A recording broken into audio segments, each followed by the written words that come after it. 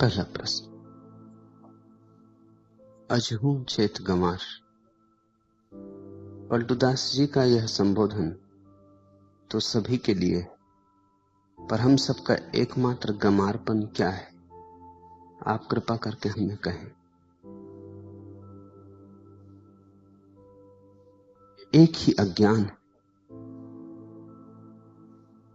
कि हमें पता नहीं कि हम कौन हैं। फिर सारे अज्ञान उसी एक अज्ञान से पैदा हो। एक ही बीज, फिर तो वृक्ष बड़ा हो जाता, फिर तो बहुत शाखाएं प्रशाखाएं होती, बहुत फूल पत्ते लगते, फल लगते, और फिर एक बीज में बहुत बीज भी लगते। वनस्पति शास्त्री कहते हैं एक छोटा सा बीज सारी पृथ्वी को हरियाली से भर देने में समर्थ, और एक छोटे से अज्ञान के बीज ने मनुष्य को परिपूर्ण अंधकार से भर दिया है। बीज है छोटा, यह बोध नहीं है कि मैं कौन, और जिसे यही बोध नहीं है कि मैं कौन हूं, फिर वो जो भी करेगा गलत ही करेगा।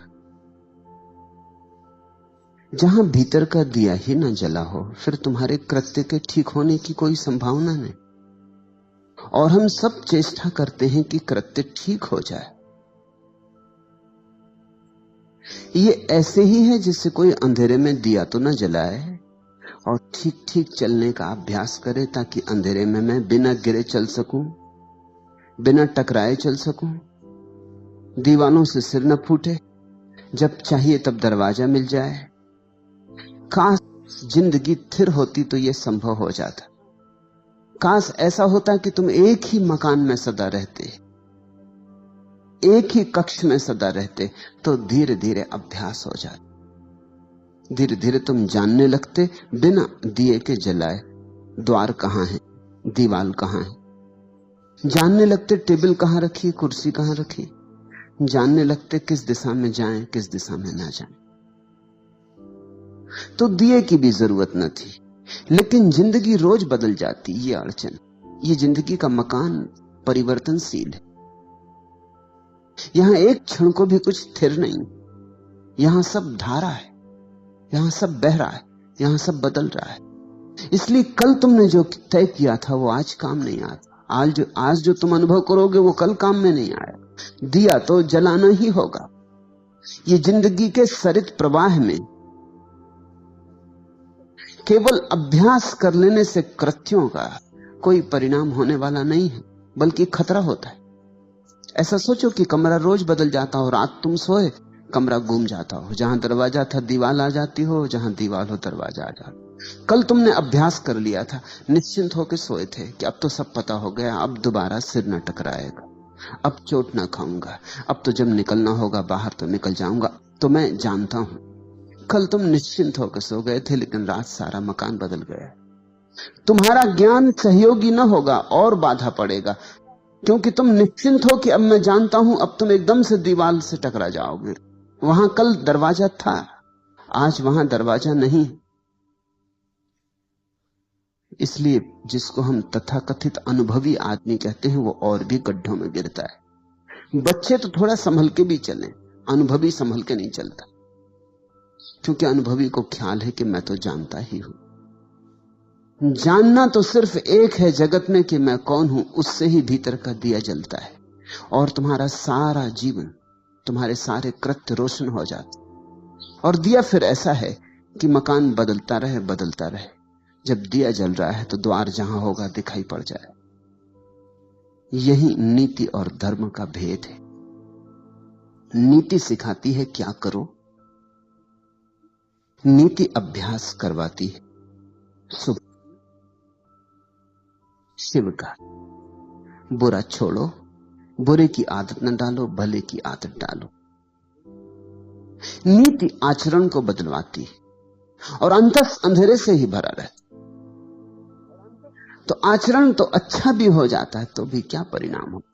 बुरे आदमी उन्हीं गड्ढों में तड़फ रहे हैं जिनमें भले आदमी तरफ कोई फर्क नहीं। जब मैं ये कहता हूं तुम थोड़े चौंकोगे, तुम कहोगे बुरे आदमी कारागृह में बंद हैं और भले आदमी अपने महलों में बैठे हैं, फर्क क्यों नहीं? ऊपर से जरूर फर्क है, उनके गड्ढे ऊपर से अलग दिखाई पड़ते हैं, लेकिन अगर गहरे में देखोगे तो अहंकार का एक ही गड्ढा।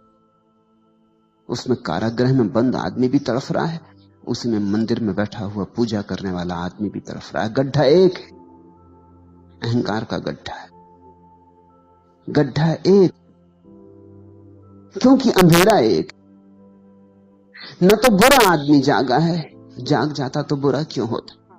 और ये वचन भी मुझे तुमसे कहने दो कि न भला आदमी जागा है, अगर जाग जाता तो भला क्यों होता। तुम थोड़े चौंकोगे, क्योंकि जागा हुआ आदमी न बुरा होता न भला होता। जागा हुआ आदमी तो बस जागा होता है। जागरण भलाई के उतने ही ऊपर है जितने बुराई के। जागा हुआ आदमी न तो दुर्जन होता न सज्जन होता। जागा हुआ आदमी बुद्ध होता, प्रबुद्ध होता। बुद्ध से किसी ने पूछा है आप कौन है, देखकर उनके अप्रतिम सौंदर्य लगता है जैसे कोई देव पुरुष उतर आया है इंद्रासन से पृथ्वी पर। तो पूछा है पूछने वाले ने आप कौन हैं, क्या आप देवता हैं? इस वन स्थली में, इस एकांत निर्जन में, इस बट वृक्ष के नीचे बैठे, क्या आप स्वर्ग से उतरे कोई देवता हैं? आपके सौंदर्य को देखकर ऐसा लगता है इस पृथ्वी के नहीं, पार्थिव नहीं है ये सौंदर्य, आप देवता हैं। बुद्ध ने आंख खोली और कहा नहीं, मैं देवता नहीं। उस आदमी ने पूछा तो फिर आप किन्नर हैं? देवताओं की थोड़ी नीची कोटि, जो दरबार में देवताओं के संगीतज्ञ, आप वे हैं? बुद्ध ने कहा नहीं, वह भी नहीं। तो पूछा उस आदमी ने आप चक्रवर्ती सम्राट हैं, इस पृथ्वी के सबसे बड़े राजा हैं? बुद्ध ने कहा नहीं, वह भी नहीं। तो आप कौन हैं? मनुष्य तो होंगे कम से कम, उस आदमी ने पूछा। और बुद्ध ने कहा कि नहीं, मनुष्य भी नहीं। तब तो वो आदमी जरूर अवाक रह गया होगा कि आदमी होश में है या बेहोश, पागल है। देवता नहीं चलो न सही, चक्रवर्ती सम्राट न सही, न सही, मगर कम से कम मनुष्य, इसको भी इंकार करते हो? तो उस आदमी ने पूछा फिर आप कौन हैं? बुद्ध ने कहा मैं बुद्ध, मैं जागा हुआ। और जागा हुआ सिर्फ जागा हुआ होता है, उसकी और कोई सीमा नहीं होती, उसकी और कोई परिभाषा नहीं होती। भीतर का दिया जल जाता है तो तुम रोशन हो जाते, तुम जागे हुए हो जाते। जागे हुए से बुराई तो होती ही नहीं, हो ही नहीं सकती। और जागे हुए को ऐसा बोध कैसे हो कि मुझसे भलाई होती? जिससे बुराई होनी बंद हो गई उसे ये बोध भी मिट जाता है कि मुझसे भलाई होती। जब तक तुम्हारे भीतर चोर है तब तक तुम्हारे भीतर दानी भी हो सकता है। जिस दिन चोर चला गया उस दिन दानी भी चला गया। मैं ये नहीं कह रहा हूं कि दान नहीं होगा, उसी दिन दान होगा, लेकिन दानी नहीं होगा। तुमसे दिया तो जाए, लेकिन अब देने वाले का अहंकार निर्मित नहीं होगा। तुम ये दावा ना करोगे कि मैं दानी हूं। तुमसे हिंसा तो नहीं होगी, अहिंसा भी नहीं रह जाएगी। मैं ये नहीं कह रहा हूं कि तुम्हारे जीवन में अहिंसा नहीं होगी, अहिंसा ही होगी, मगर मैं अहिंसक हूं ऐसी थोथी धारणा नहीं बनेगी। जिस दिन बीमारी चली जाती है उसी दिन स्वास्थ्य का भी विस्मरण हो जाता। तुमने देखा या नहीं, सोचा या नहीं? सिर में दर्द होता है तो सिर की याद आती है, सिर में दर्द नहीं रह जाता तो सिर की कौन याद करता है? तुम जगत में ऐसा शोरगुल थोड़ी मचाते फिरते हो कि आज मेरे सिर में दर्द नहीं, कि आज मेरा सिर बिना दर्द के है। तो लोग हंसेंगे, लोग कहेंगे तो जरूर दर्द है, अन्यथा कौन बात करता है सिर की? जब दर्द चला गया तो सिर भी चला गया। दर्द में ही बोध होता है, दर्द में ही चोट लगती, दर्द में ही कांटा गड़ता। जब बीमारी नहीं रह जाती तो स्वास्थ्य भी नहीं रह जाता। तुम देखो, स्वास्थ्य की चर्चा बीमार लोग ही करते। जो आदमी जितने स्वास्थ्य की चर्चा करे समझना उतना ही बीमार। बीमार आदमी प्राकृतिक चिकित्सा की किताबें पढ़ते हैं और स्वास्थ्य के संबंध में बड़े जानकार हो जाते। बीमार आदमी स्वास्थ्य की खोज में लगे रहते हैं कि स्वास्थ्य क्या है, कैसे बनाना, कैसे नहीं बनाना, स्वास्थ्य का अर्थ क्या। स्वास्थ्य नहीं है, इसलिए स्वास्थ्य क्या है इसकी खोज। बीमारी न हो तो बीमारी की छाया, वो जो स्वास्थ्य का विचार था वो भी खो जाए। परम स्वस्थ आदमी का लक्षण होता है कि उसे अपने शरीर का पता ही नहीं होता। विदेह अवस्था है परम स्वास्थ्य। उसे पता ही नहीं होता कि शरीर है। तुम्हें पता है पैर का, जब तक पैर सो नहीं गया तब तक पता नहीं चलेगा। जब पैर सो जाएगा और झुनझुनी चढ़ेगी तब पता चलेगा। पैर में कांटा लगेगा तो पैर का पता चलेगा, सिर में दर्द होगा तो सिर का पता चलेगा। संस्कृत में दुख और ज्ञान के लिए एक ही शब्द है, वेदना। वेद का अर्थ ज्ञान होता है, विद का अर्थ जानने वाला होता है। बड़ा अनूठा शब्द है वेदना। दुनिया की किसी भाषा में ऐसा शब्द नहीं। संस्कृत के पास कुछ शब्द हैं जो दुनिया की किसी भाषा में नहीं हो नहीं सकते, क्योंकि जिन्होंने वे शब्द निर्मित किए उन्होंने बड़ी अनुभूति से उन्हें रचा। वेदना का अर्थ होता है जानना और वेदना का अर्थ होता है दुख। जब दुख होता है तभी ज्ञान बनता है। दुख का ही ज्ञान होता है। इसलिए वेदना के दो अर्थ, बड़े भिन्न अर्थ हैं, दोनों में कोई संबंध नहीं दिखाई पड़ता, कहां ज्ञान और कहां दुख। लेकिन दुख के अतिरिक्त कोई ज्ञान ही नहीं। जब दुख चला गया तो ज्ञान भी चला। तब एक परम शांति, एक निर्मल शांति, जहां न दुर्जन है न सज्जन, न पापी है न पुण्यात्मा, न नास्तिक है न आस्तिक। हिंसा गई, अहिंसा गई, नीति गई, अनीति गई, झूठ गया, सच गया, वे द्वंद गए, निर्द्वंद हुए। इस निर्द्वंद दशा का नाम धर्म। नीति द्वंद में चुनाव करवाती, कहती हिंसा छोड़ो, अहिंसा करो, झूठ छोड़ो, सच करो, चोरी ना करो, दान करो, घृणा ना करो, प्रेम करो। नीति कृत्य से, ठीक कृत्य सिखा। धर्म कृत्य की बात ही नहीं। धर्म को आचरण से कुछ लेना देना नहीं। धर्म अपूर्व क्रांति। धर्म कहता है सिर्फ भीतर का दिया जले, फिर सब हो जाए, अपने से हो जाए, अपने से ही हो जाता, फिर तुम्हें कुछ करना नहीं पड़ता। इसलिए परम ज्ञानियों ने तुम्हें जीवन और आचरण के नियम नहीं दिए।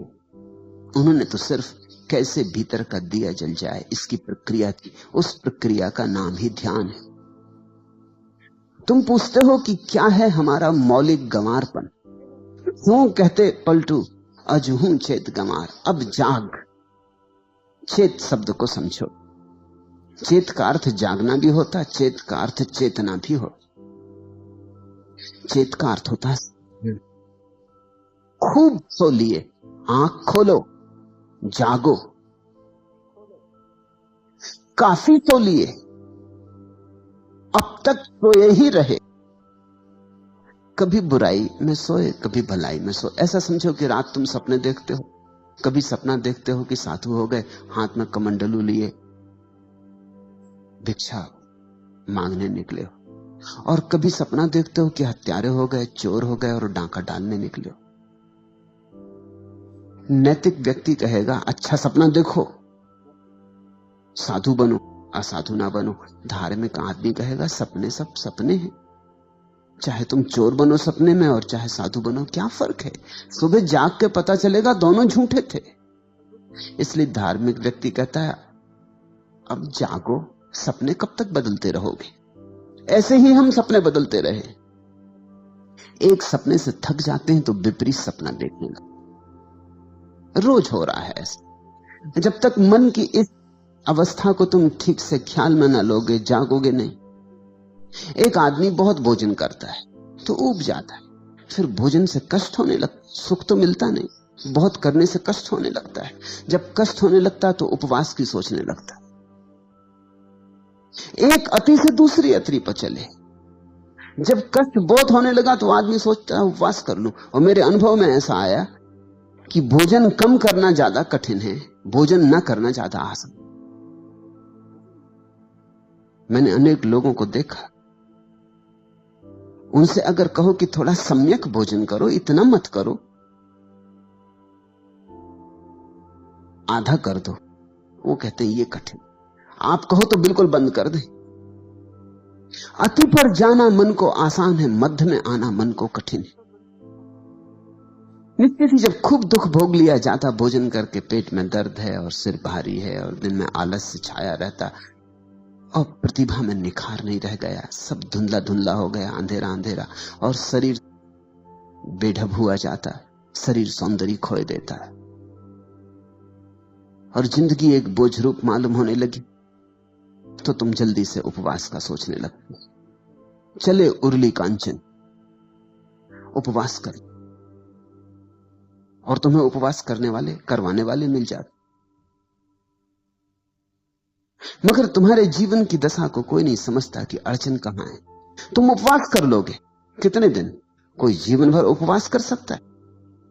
10-5 दिन उपवास करके घर आओगे, फिर अति पर पहुंच जाओगे, क्योंकि 10-5 दिन जब उपवास किया तो भोजन ही भोजन का सोचोगे, और करोगे क्या? उपवासी आदमी भोजन ही भोजन की सोचता, और कुछ सोचते ही नहीं। उसके चित्त में एक ही धारा बहती, भोजन भोजन। वो बड़ी योजनाएं बनाता। देखते ना, जैनों के पर्युषण के बाद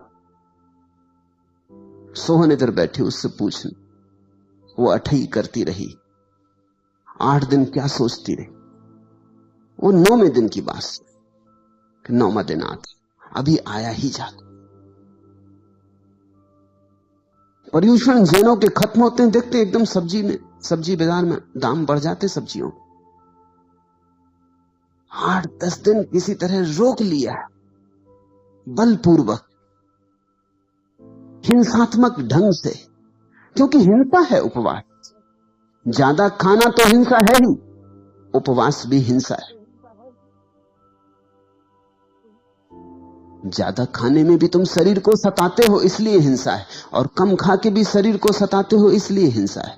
सताते तुम दोनों हालत में, तुम्हारी दुष्टता जाती नहीं। कभी धर्म के नाम पर सताते हो, कभी अधर्म के नाम पर सताते हो, मगर सताते तुम निश्चित। 8-10 दिन सता लिया, आशा में कि स्वर्ग मिलेगा, लोभ में किसी तरह बांध के 8-10 दिन गुजार लिए। इसलिए जब जैन उपवास करते हैं तो मंदिर में रहते हैं ज्यादा समय, क्योंकि वहां आसानी पड़ती, वहां और भी उन्हीं जैसे दुष्ट अपने को सताए हुए बैठे, उनको देखकर राहत मिलती कि हम कोई अकेले नहीं, नाव में और बुद्धू भी सवार है। अकेले होने में आदमी को शंका होने लगती, संदेह होने लगती कि पता नहीं मैं ये क्या कर रहा हूं। उपवासी आदमी को रेस्तरां में जाके बिठा दो तो उससे बड़ी अड़चन होगी, क्योंकि सब लोग भोजन कर रहे हैं, गुलछर्रे उड़ा रहे हैं, चर्चा कर रहे हैं, भोजन की सुगंधियां उठ रही हैं, नासापुटों को उत्तेजित कर रही हैं, भूख को जगा रही हैं। उपवासी आदमी रेस्तरां में जाके नहीं बैठता, मंदिर जाता। वहां भोजन से दुनिया बिल्कुल दूर है, वहां ना भोजन की गंध उठती, ना कोई भोजन करता, ना कोई भोजन लाता, और जितने बैठे हैं वो भी ऐसे उदास मुर्दा, वो भी ऐसी अपने को सताए हुए। वहां आसानी, फिर वहां धर्म चर्चा चल रही। धर्म चर्चा का कुल अर्थ इतना होता है कि यहां तुम जो कर रहे हो इसका बड़ा फल तुम्हें स्वर्ग में मिलेगा, मोक्ष मिलेगा, परम धाम मिलेगा, वहां परम ऐश्वर्य, सुख ही सुख, कल्प वृक्ष। तो बैठा उपवासी आदमी सोचता है कि थोड़े दिन की बात और है, फिर तो कल्प वृक्ष के नीचे बैठेंगे और जो भी चाहिए वो प्राप्त कर लेंगे, जैसा चाहिए तब चाहिए उसी क्षण मिलेगा। ऐसे किसी दिन 10-5 दिन धर्म चर्चा सुन के लोभ का विस्तार करके गुजार दिए, फिर इसके बाद तुम एकदम भोजन पे टूटते हो। वो जो 10 दिन का है उसका बदला लोगे ना, उसका बदला कहां जाएगा, वो तो लेना ही पड़ेगा। अब मन 10 दिन भूखा रह रह के उब गया, अब मन कहता है ठीक से खा लो, अब तो ठीक से खा लो, अब 2-4 दिन तो बिल्कुल स्वतंत्रता दे दो। तो जितना उपवास में वजन गिरता है उसके 5-7 दिन के भीतर उतना वजन वापस बढ़ जाता है, थोड़ा ज्यादा ही बढ़ जाएगा, क्योंकि उपवास भूख को भी जगा देता है और शरीर को राजी कर देता है ज्यादा पचाने के लिए। तो शरीर झपट्टा मार देता है, जल्दी पचाने लगता है, जल्दी खाने लगता है, पाचक रस जल्दी छूटते हैं, ज्यादा छूटते हैं। तो तुम देखोगे उपवास में वजन गिर जाएगा, 2-4 दिन में वजन फिर उतना ही हो जाएगा, थोड़ा ज्यादा भला हो जाए, कम तो नहीं होने वाला। फिर तुम सोचने लगोगे कुछ महीनों के बाद उपवास करने। ऐसा मनुष्य का द्वंद। स्त्रियों के पीछे भागते भागते परेशान हो गए, एक दिन तय करते हुए स्त्रियों को छोड़कर जंगल भाग जाए। ये स्त्री नरक का द्वार। या पुरुषों के पीछे बहुत ज्यादा सिर फोड़ाफाड़ी हो गई है, सब देख लिया संसार, कुछ रस नहीं पाया, अब सोचते हैं कि अब छोड़ छाड़, इस सबसे हट जाओ। मगर अति से दूसरी अति, तो नीति तुम्हें एक अति से दूसरी अति पर ले जाती, क्रांति नहीं हो पाती। अति से मुक्ति में क्रांति है, मध्य में खड़े हो जाने में क्रांति है, संतुलन में क्रांति है, सम्यक्त्व क्रांति है। सम्यक्त्व शब्द को समझो, का मतलब है समतुल। ठीक बीच में आ गए, जैसे तराजू के दोनों पल्ले बराबर हो जाते हैं और कांटा बीच में आ जाए, न इधर झुके न उधर झुके, न संसार में झुके और न मोक्ष में झुके, मध्य में खड़े हो गए। वही तो पलटू ने कल कहा कि इड़ा पिंगला मेरे दो पलड़े हो गए। दोनों को सतनाम की डांडी से संभाल लिया। जैसे जैसे तुम्हारे भीतर बोध बढ़े, वैसे वैसे तुम्हारे भीतर संतुलन आता, तुम्हारे भीतर द्वंद्व कम हो जाता। ये निर्द्वंद दशा का नाम ही अद्वैत है। एक ही भूल है कि तुम्हारा दिया जला। आचरण को सुधारने में बहुत चिंता मत लगाओ, और ध्यान रखना, मैं ये नहीं कह रहा हूं कि आचरण को बिगाड़ने में चिंता लगाओ। जब मैं सुधारने तक को दो कौड़ी का मानता हूं, तो बिगाड़ने को कैसे मूल्य दे सकूंगा। मैं कहता हूं आचरण से दृष्टि को बदलो, गेर बदलो, अंतर्मुखी बनो। भीतर अंधेरा है, इसको कैसे रोशन करें, यहां कैसे प्रकाश प्रकट, कैसे उजाला हो। ध्यान से उजाला हो। ध्यान है ज्योति जलाने की प्रक्रिया, और मजा ऐसा है कि सब साधन मौजूद है। तुम्हारे घर में दिया है, तेल भरा, बाती लगा, माचिस भी रख। जरा माचिस को रगड़ना है, जरा माचिस को रगड़ना कि ज्योति पैदा हो जाए। फिर माचिस से ज्योति को बाती से छुआ दे कि दिया जल उठे। तुम सब लेकर आए हो, तुम्हारे अंतरतम में सब मौजूद है। जो होना चाहिए वो सब मौजूद है, जो जो जरूरी है सब मौजूद है।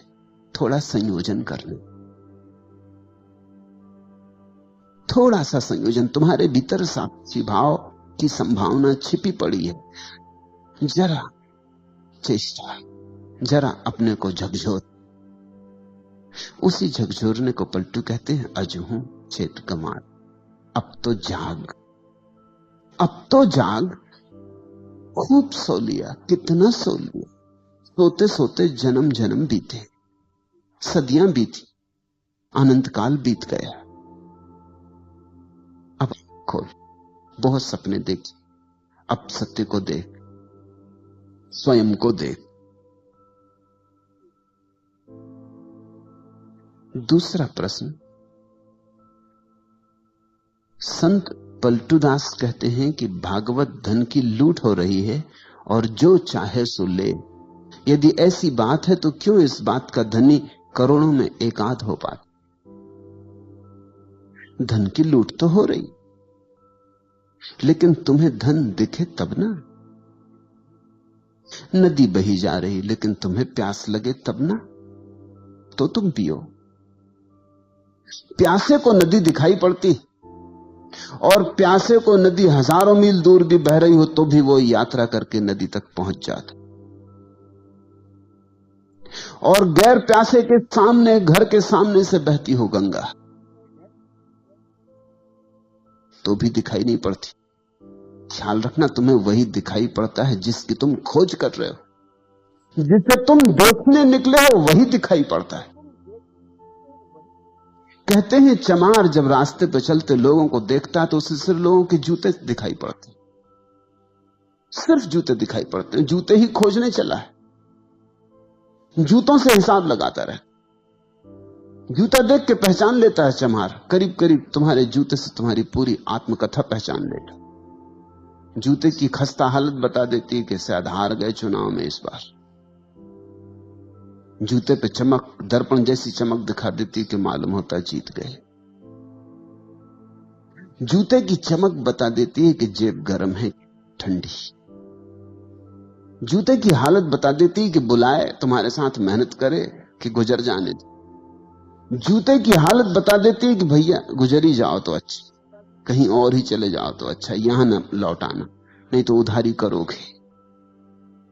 चम्हार जूते को देखता है।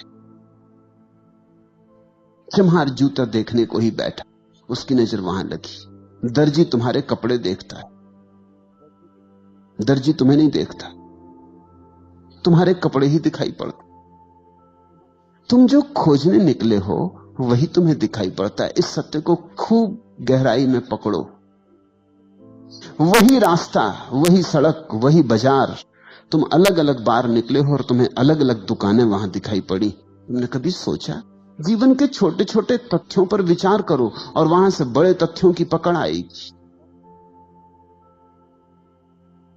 जब तुम भूखे होते हो तो भोजनालय और रेस्तरां और होटल यही दिखाई पड़।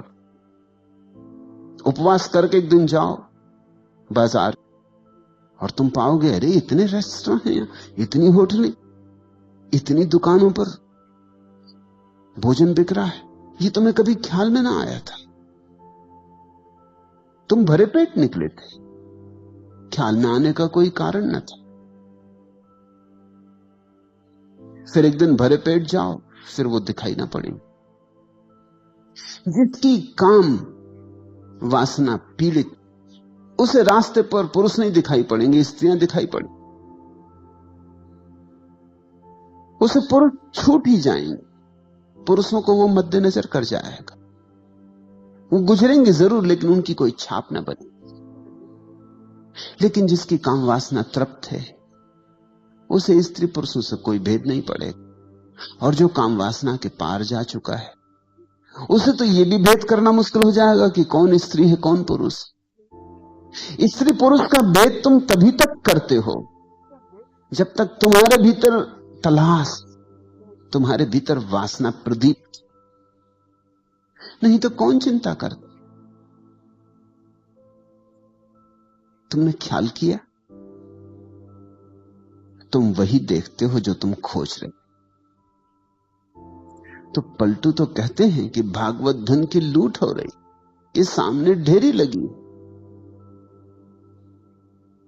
लूट सको तो लूट लो। खड़े खड़े क्या देख रहे हो? पलटू कहते। लेकिन जो खड़े खड़े देख रहा है उसको वहां धन दिखाई नहीं पड़ रहा, उसे वहां कुछ भी दिखाई नहीं पड़ रहा है। या यह भी हो सकता है कि जो लूट रहे हैं वो उसे पागल मालूम होते, क्योंकि जब उसे धन नहीं दिखाई पड़ता और ये टूटे पड़ रहे हैं तो पागल ही तो मालूम होंगे। ये किस चीज पे टूटे पड़ रहे हैं? यहां कुछ भी तो नहीं है। उसे लगेगा ये सब मन की कल्पना के जाल में पड़ गए। ऐसी तो होता है, तुम यहां बैठे हो, जो लोग यहां नहीं है वो तुम्हें पागल समझते, वो पागल समझेंगे ही। वो कहेंगे किस कल्पनाओं में पड़े हो। अरे यथार्थ जगत को देखो, किस सम्मोहन में उलझ गए हो, किसकी बातों में उलझ गए हो। ये सब बातें हैं, इनमें मत उलझ जाना, नहीं तो घर गृहस्थी खराब हो जाएगी। बाल बच्चों को देखो, पत्नी को देखो, परिवार को देखो, अपने कर्तव्य का ध्यान रखो, यथार्थ को देखो। ये किन बातों में पड़े हो? इतना समय दुकान पर लगाओ, बाजार में लगाओ, कुछ कमाओ। कमाई हाथ में आएगी तो कुछ काम आएगी।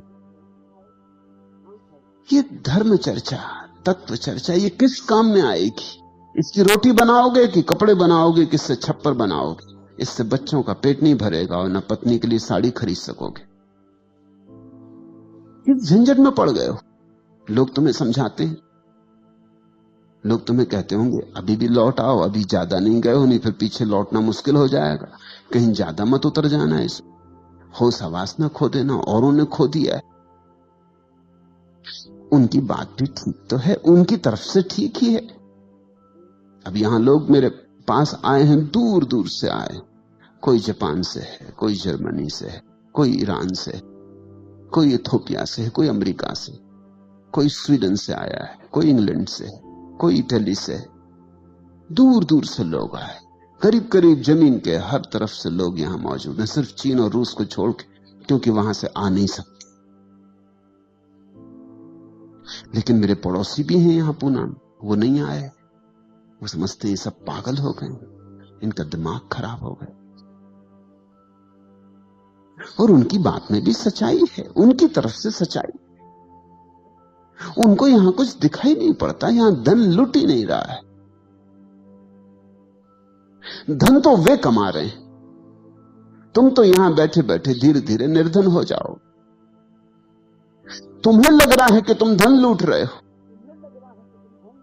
तो एक बात समझो, धन और धन भी तो देखना पड़ता है। जिन्हें बाहर की वस्तुओं में धन दिखाई पड़ता, उन्हें भीतर की वस्तुओं में धन नहीं दिखाई पड़ता। जिन्हें भीतर की वस्तुओं में धन दिखाई पड़ जाता, उन्हें बाहर की वस्तुओं में धन नहीं दिखाई पड़ता।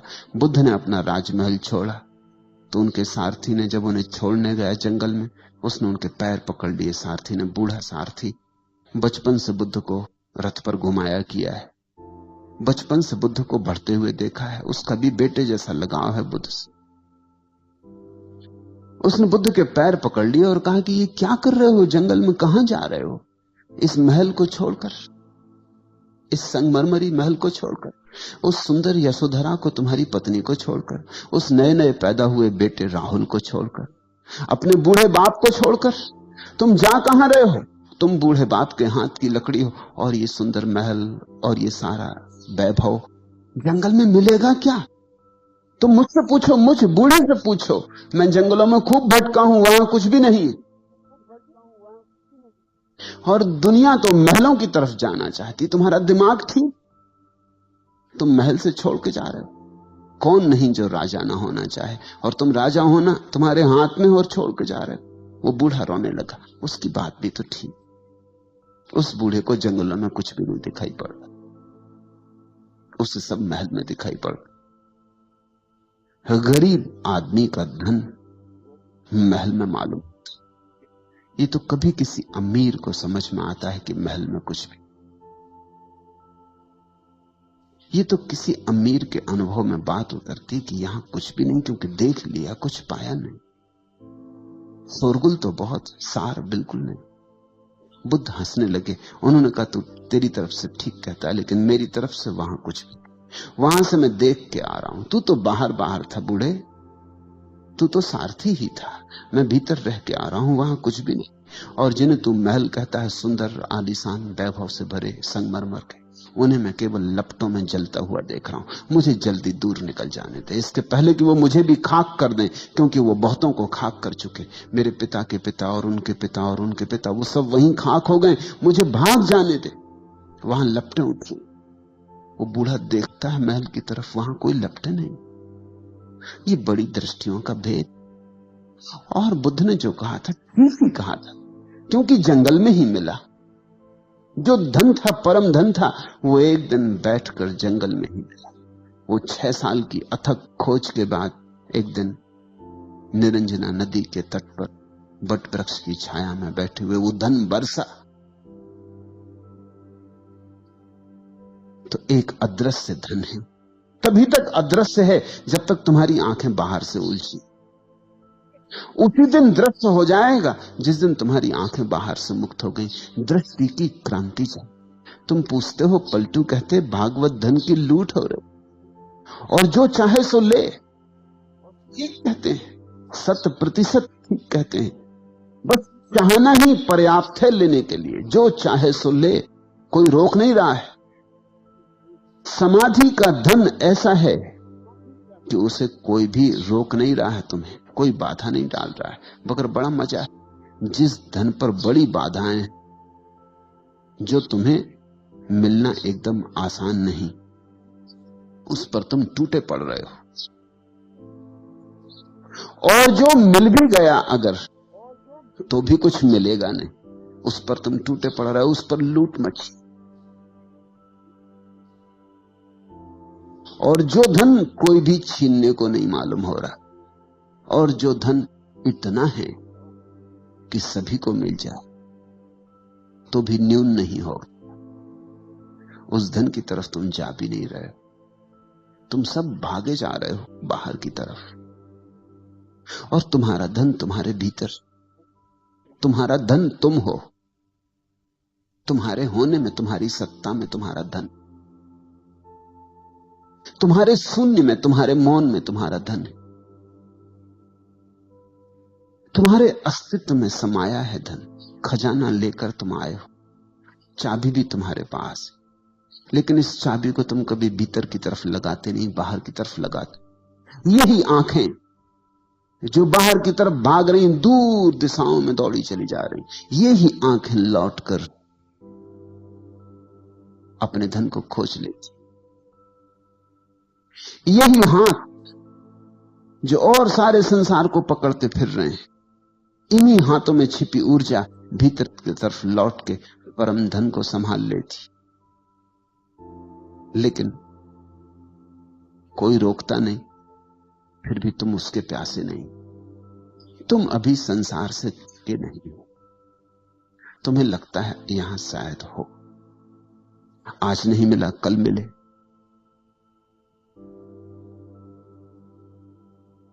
जितना मिला है शायद इतने से तृप्ति नहीं हो रही, थोड़ा और ज्यादा मिले तो तृप्ति हो जाए। 10,000 तुम्हारे पास है तो शायद 10 लाख होंगे तो तृप्ति हो जाएगी। 10 लाख होंगे तो मन कहेगा 10 करोड़ हो जाए तो तृप्ति हो जाए। और मन के फैलाव का कोई अंत नहीं। मन आंकड़े बड़े करता चला जाता। तुम जहां रहोगे वहीं से मन के आंकड़े बाहर और भविष्य की तरफ विस्तीर्ण हो जाएंगे।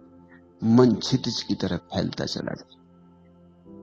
मन कभी भी तुम्हें ऐसा मौका न देगा कि अब आगे नहीं।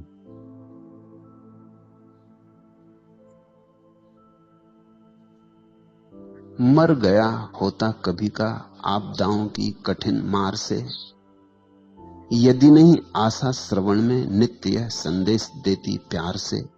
घूंट यह पी लो कि संकट जा रहा है, आज से अच्छा दिवस कल आ रहा है। मर गया होता कभी का आपदाओं की कठिनतम मार से। कभी का ये मन मर गया होता, लेकिन ये मन आशा का दिया जलाए रखता है। ये मन कहता चला जाता है, यदि नहीं आशा श्रवण में नित्य यह संदेश देती प्यार से। बड़ी मीठी बातें कहता मन, कहता है फिक्र ना करो, दुर्दिन गए, भले दिन आने को ही है। अब मत लौटो, करीब आके मत लौट जाओ। अब तो बिल्कुल हाथ में ही है मंजिल, अब ना लौट जाओ। पागल हुए हो, इतनी दूर चला है, अब कहां लौट के जाते हो।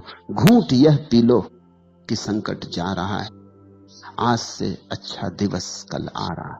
कल कभी आता नहीं, और मन कहे चला जाता है आ रहा है, आ रहा है, बस जरा ही दूर है, आया ही जाता है। कल कभी आता नहीं, कल सदा दूर ही बनता है। तुम्हारे बीच और कल के बीच दूरी शाश्वत है, सदा उतनी ही रहेगी जितनी सदा से है। उसमें कभी कोई कमी नहीं पड़ेगी। और मन सदा कल की बातें करता रहे। ये जो मन का धन है कल में है और कल आता नहीं।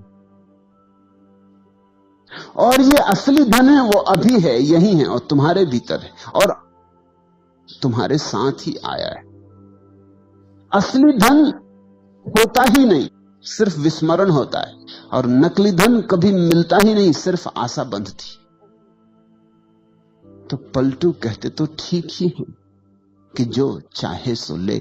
जिस दिन चाहोगे, जिस दिन भी तय कर लोगे कि बस उब गया, थक गया, अब और कल की दौड़ नहीं, अब और आपाधापी नहीं, समझ लिया मन को, मन का गणित समझ में आ गया कि तो रोज ही यही कहे चला जाएगा कि कल कल कल, इस जन्म में नहीं अगले जन्म में, यहां नहीं स्वर्ग में, यहां नहीं कहीं और। मन सदा कहता है कहीं और है सुख। देखो भिकमंगा सड़क पर सोचता है चलते समय, महल में जो विराजमान है वहां है सुख। और महल में जो बैठा है परेशान पीड़ित, रात भर सो भी नहीं सका। महल में नींद कहां? जिसकी भूख भी मर गई, महल में भूख कहां? जो किसी तरह दवाइयों के सहारे जिए जा रहा, वो सोचता है रास्ते पे चलते भिखारी को देखकर कि शायद मंगे की मस्ती में सुख। देखो किस मजे से चला जा रहा है, एक तारा बजाता। देखता है इस भकमंगे को रास्ते पर सोया हुआ, धूप, घनी धूप, और गुर्राटे ले रहा, और वो अपने महलों में सुंदरतम बिस्तर बनाए हुए है, तो भी नहीं सो पा। नींद असंभव हो गई, चैन हराम हो गया।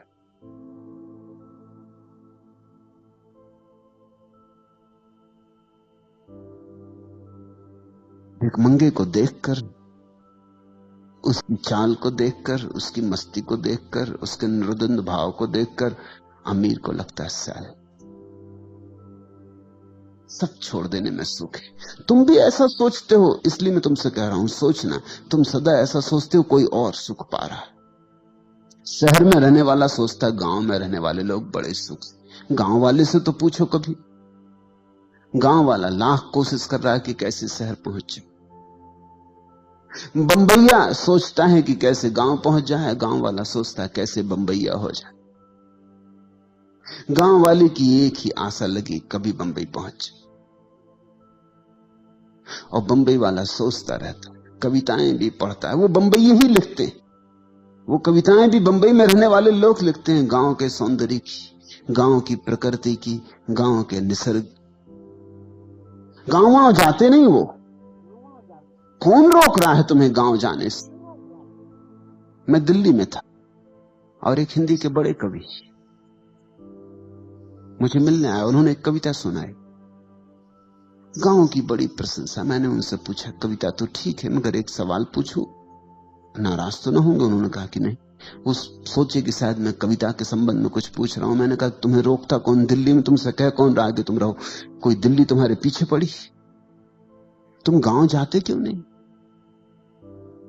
वो तो जरा चौंके। 10-5 और लोग बैठे थे, वो जरा बेचैन भी हो गए। इसका उत्तर क्या दें? रोकता कौन है तुम्हें? अभी निकल जाओ, टिकट की दिक्कत है। तो मैं जिनके घर में ठहरा था, मैंने उनको टिकट का इंतजाम कर दे, इनको अब जाने दें। न पत्नी है न बच्चे, दिल्ली में भी घर द्वार नहीं है, होटल में रहते, काहे परेशान? कौन से गांव जाना है? मैंने उनसे पूछा। उन्होंने कहा आप भी खूब है, क्या मुझे भेज ही देंगे? किस गांव की ये तस्वीर तुमने उतारी? कहने लगी किसी गांव की नहीं, तो गांव मात्र की। मैंने कहा फिर भी तो कोई गांव ये कहीं है जमीन पर, वहां तुम्हें भेज दें और तुम दोबारा लौट के दिल्ली मत आना। उन्होंने कहा ये तो कविता है, आप भी इसको बड़ी गंभीरता से ले रहे हैं। मैं तो समझा कि इतनी तुमने मेहनत की है, रात देर तक जगे होगे, कविता लिखी है, जोड़ तोड़ किया, शब्द बनाए, तो कुछ मतलब की होगी। कौन रोकता है? लेकिन ये गांव जाते नहीं, ये गांव से ही आए और इनको भली भांति पता है कि गांव का सौंदर्य कैसा। अभी बरसा के दिन है तो कीचड़ ही कबाड़ है वहां, और मच्छर है और खटमल है और 1000 तरह की बीमारियां हैं और भुखमरी है, और ये सब प्रकृति और सौंदर्य, ये सब बकवास शहर में बैठे आदमी को सूझ रही। लेकिन तुम जहां नहीं हो वहां सौंदर्य दिखाई पड़ता है, वहां घट रही है असली बात। तुम जहां हो, कुछ परमात्मा ऐसा नाराज है कि वहीं भर नहीं घटती और सब जगह घटती।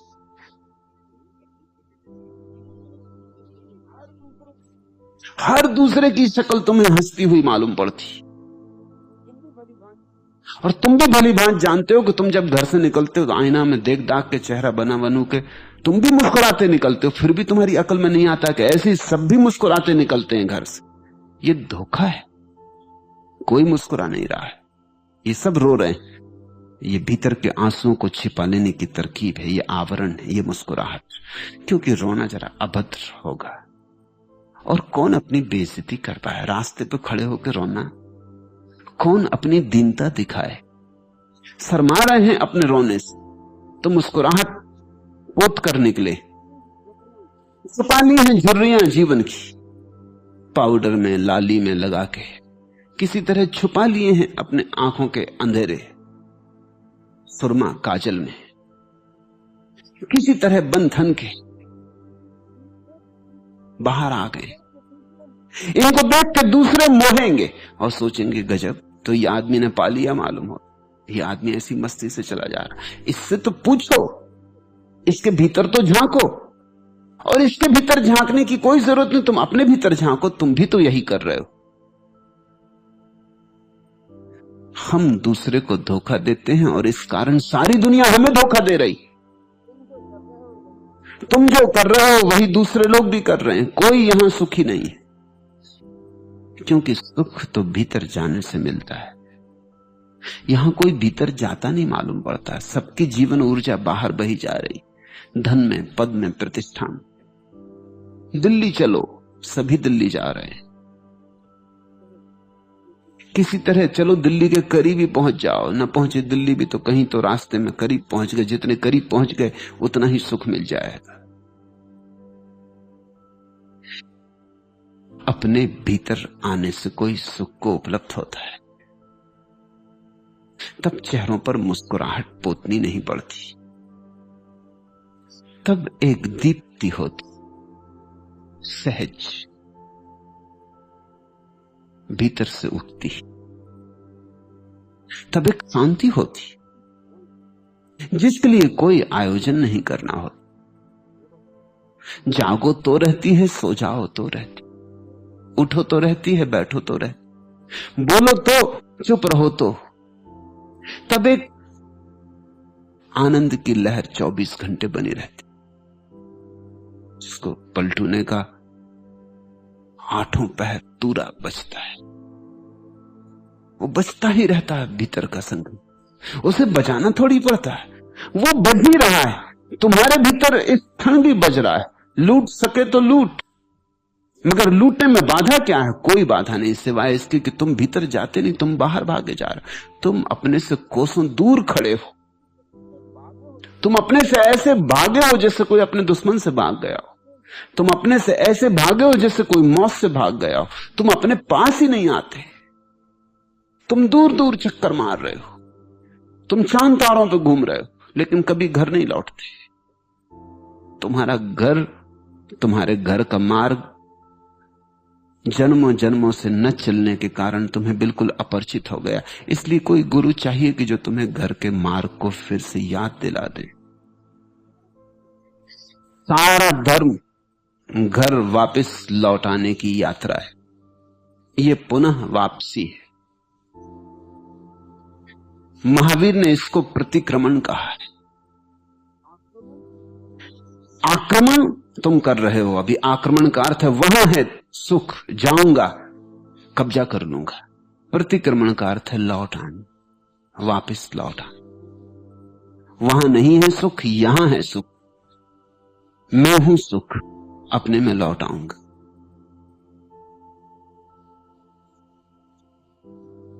पलटू कहते हैं इतनी ही बर जरूरत है कि तुम चाहो, पर चाह कैसे पैदा हो? चाह तभी पैदा होगी जब तुम अपनी बाहर की चाह की घनीभूत पीड़ा को देखो। तुम क्या कर रहे हो?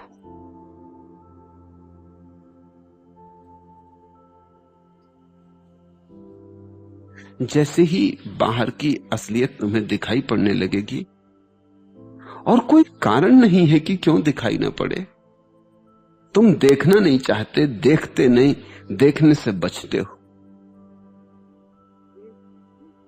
प्रत्येक अनिश्चय से कुछ नष्ट होता हूं, प्रत्येक निषेध से कुछ खाली, प्रत्येक नए परिचय के बाद दूना अपरिचित, प्रत्येक इच्छा के बाद नई तरह से पीड़ित। हर अनिर्दिष्ट चरण निर्दिष्ट के समीपतर पड़ता है, हर आसक्ति के बाद मन उदासियों से घिरता है। जागो और जरा देखो, हर अनुरक्ति मुझे कुछ इस तरह बिता जाती है मानो फिर जीने के लिए कोई भविष्य नहीं बचता है। कितनी बार तुमने वे ही सुख जाने जिनको तुम अभी भी चाहने की आकांक्षा से भरे हो, फिर मिला क्या? थोड़ा परखो, थोड़ा कसो।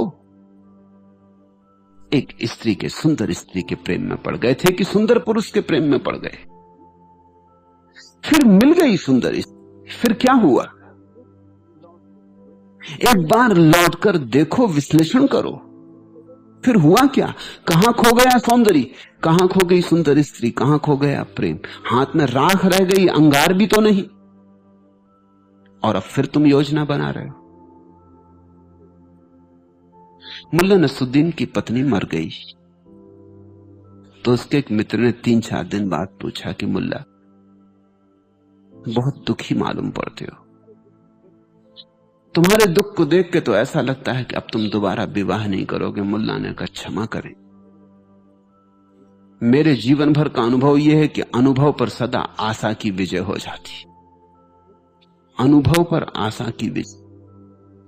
मित्र ठीक ही कह रहा था, लेकिन मुल्ला जीवन का एक गहरा अनुभव बता रहा। वो कह रहा, अनुभव पे आशा की विजय हो जाती। इस पत्नी के साथ सिवाय दुख के और कुछ भी नहीं जाना। तुम भी जानते, मैं भी जानता, लेकिन पता नहीं किसी दूसरी स्त्री के साथ सुख मिलना बदा हो। अनुभव पर आशा की विजय। और ऐसा भी नहीं है कि एक आध बार ऐसा हुआ हो, हर बार ऐसा हुआ। तुम अनुरक्त थे एक भवन में, एक मकान के खरीद लेने में, फिर तुमने बड़ी मेहनत की, वर्षों श्रम उठाया, धन कमाया, चोरी चपाटी की, बेईमानी की, धोखाधड़ी की, सब जालसाजियां की, किसी तरह उस मकान को पाने में समर्थ हो गए। फिर क्या हुआ? मिला सुख, पहुंचे किसी आनंद में, कोई मग्नता बरसी, कोई फूल खिले, फिर खाली के खाली, फिर राख के राख, फिर सोचने लगे कि कोई दूसरा मकान। ऐसे तुम जीवन के हर अनुभव से गुजरे हो, बहुत बार गुजरे हो, लेकिन तुम अनुभव से सीखते नहीं। अनुभव पर आशा की विजय हो जाती। अगर अनुभव से सीखो तो तुम्हें दिखाई पड़ेगा, प्रत्येक अनिश्चय से कुछ नष्ट होता हूं, प्रत्येक निषेध से कुछ खाली, प्रत्येक नए परिचय के बाद दूना अपरिचित। तुम अपनी पत्नी से अपरिचित हो गए हो या नहीं, ये मुझे सोचकर कहो। सोचना अपने भीतर। परिचय बनाने चले थे, सोचा था कि विवाह करके इससे परिचित हो जाएंगे, मगर परिचय हुआ। 30-30 साल तक लोग पति पत्नी की तरह रहे हैं और अपरिचित, और जरा भी एक दूसरे को पहचानते नहीं, और जरा भी दोनों के बीच सामंजस्य नहीं उठ सका है, संगीत नहीं उठ सका है, दोनों के सुरताल मिले नहीं।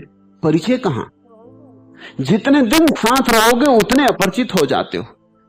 प्रत्येक निषेध से कुछ खाली, प्रत्येक नए परिचय के बाद दूना अपरिचित, प्रत्येक इच्छा के बाद नई तरह से पीड़ित। देखा नहीं कितनी इच्छाएं तुम भर लेते हो, भरते ही नई पीड़ा शुरू हो जाती। इधर पुरानी इच्छा पूरी नहीं हुई कि नई इच्छाओं के अंकुर निकल आते। ये होता ही रहेगा, ये होता ही रहा है। इसी को हम आवागमन का चक्र कहते हैं। इसी को हम कहते हैं 84 करोड़ योनियों में भटकना। हर अनिर्दिष्ट चरण निर्दिष्ट के समीपतर पड़ता है। हर आसक्ति के बाद मन उदासियों से घिरता है। कितने बार प्रेम में पड़े और कितने बार हाथ खाली के खाली रहे। कितनी बार समझा कि हीरा है और जब उठाया तो पत्थर पाया। मगर अब भी जब चमकदार पत्थर दिखाई पड़ेगा फिर तुम हीरे का भ्रम खा लोगे। तुमने भ्रम खाने की जिद ही कर रखी तो फिर पलटू का धन तुम्हें दिखाई ना पड़ेगा। तुम्हें जो धन मालूम होता है जब तक वो तुम्हें कूड़ा करकट ना दिखाई पड़े तब तक पलटू का धन ना दिखाई पड़ेगा। ये दोनों धन एक साथ दिखाई नहीं पड़ सकते। अगर तुम्हें दुनिया में धन दिखाई पड़ रहा है तो आत्मा में धन नहीं दिखाई पड़ेगा। दुनियावी भाषा का धन आत्मा की भाषा के धन से बिल्कुल विपरीत है। और जिस दिन तुम्हें दुनिया में कोई धन ना दिखाई पड़ेगा उस दिन देर नहीं है, फिर एक क्षण में लौटना हो जाता है। तुम्हें भीतर का धन दिखाई पड़ने लगेगा। हर अनुरक्ति मुझे कुछ इस तरह बिता जाती है मानो फिर जीने के लिए कोई भविष्य नहीं बचता है, लेकिन फिर उमग आता है, फिर निर्मित हो जाता है। जरा देर के लिए तुम उदास हो जाते हो, जरा देर के लिए थक जाते हो, रात सो लेते हो, सुबह फिर उमंग से भर जाते हो, फिर दौड़ धूप, फिर संसार, फिर फैलाव, फिर कल्पना के जाल। अगर तुमने जीवन के सारे दुखों को ठीक ठीक देखा तो उनका इकट्ठा परिणाम यह होता कि संसार दुख है। ये बात जितनी सघन होकर तुम्हारे प्राणों पर खुद जाती है, अंकित हो जाती है, उतनी ही जल्दी पलटों की बात तुम्हें समझ में आ जाएगी। कुछ इस कदर है गमे जिंदगी से दिल मानूस, हिजा गई तो बहारों में भी जी नहीं लगता। अगर सच में तुम जिंदगी के दुखों को समझ लो, कुछ इस कदर है गमे जिंदगी से दिल मानूस। अगर तुम्हारा दिल जीवन के सारे दुखों से इस भांति जागरूक हो जाए, देख ले, ठीक ठीक देख ले, पहचान ले, सब पर्दे उघाड़ के पहचान ले कि कहीं कोई सुख नहीं है। कुछ इस कदर है गमे जिंदगी से दिल मानूस, खिजा गई तो बहारों में भी जी नहीं लगता। फिर तो पतझड़ चले जाने की तो बात ही छोड़ो, जब बहार भी आ जाएगी तो भी जी नहीं लगेगा। अभी तो तुम्हें जहां कोई सुख नहीं है वहां भी सुख मालूम होता है, अभी तो दुख में भी सुख का भ्रम होता है। फिर असली सुख भी सामने खड़ा हो जाए संसार का तो भी तुम्हें दुख दिखाई देगा, क्योंकि अब तुम जानते हो ये सब धोखे।